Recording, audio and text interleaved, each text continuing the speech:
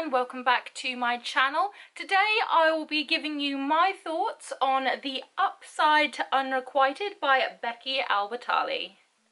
17-year-old Molly Peskin-Suso knows all about unrequited love. She's lived through it 26 times. She crushes hard and crushes often, but always in secret. Because no matter how many times her twin sister Cassie tells her to woman up, Molly can't stomach the idea of rejection. So she's careful. Fat girls always have to be careful. Then a cute new girl enters Cassie's orbit, and for the first time ever, Molly's cynical twin is a lovesick mess. Meanwhile, Molly's totally not dying of loneliness, except for the part where she is. Luckily, Cassie's new girlfriend comes with a cute hipster boy sidekick. Will is funny and flirtatious and just might be perfect crush material. Maybe more than crush material. And if Molly can win him over, she'll get her first kiss and she'll get her twin back. There's only one problem. Molly's co-worker, Reed. He's an awkward Tolkien superfan with a season pass to the Ren Fair, and there's absolutely no way Molly could fall for him. Right? I haven't read a book like this in years. When I was younger, this would definitely have been on one of my shelves, like it definitely would have been, but I tend to lean more towards fantasy now, more than like, you know, contemporary novels. If I hadn't received it in my April Owl Crate last year, I probably would never even heard of it, or if I'd seen it, it probably wouldn't have been something I'd picked up. So, you know, I'm really grateful to Owl Crate for bringing it into my life. It is one of their talents, introducing me to new authors and genres, etc. So it really does help me to kind of broaden my reading scope. But back to the story. If you've ever struggled with self-image or, you know, generally being awkward around people, not being able to communicate to someone that you find attractive, right here, believe me, I get you, then this story will really resonate with you. One of the points in this story that I particularly appreciated was the fact that all forms of love were represented. It wasn't just your average, you know, angsty heterosexual with her supportive but absent heterosexual parents. You know, there is a really diverse cornucopia of both, you know, races, genders, sexualities, etc., all brought together within this story, and I really, really appreciated that. It's something that is definitely missing from a lot of, you know, novels, but we are slowly breaking barriers and we're slowly getting these books out there, and it's so wonderful to read. I mean, I wish I'd had a book like this to read when I was younger, because that would have changed everything. It really would have done.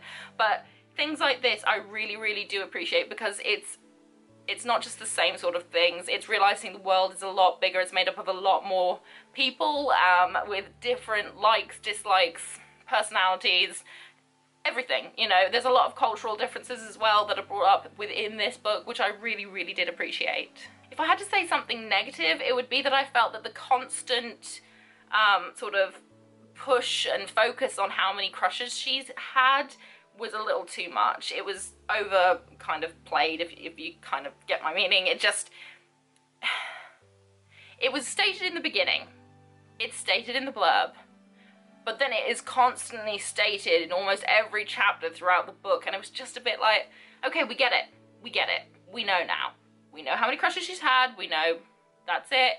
And I don't know if that was supposed to be like a representation of like OCD or whatever, I don't know, but it was too much for me. I'm like, look, we know how many crushes she's had, we don't need to hear about it again.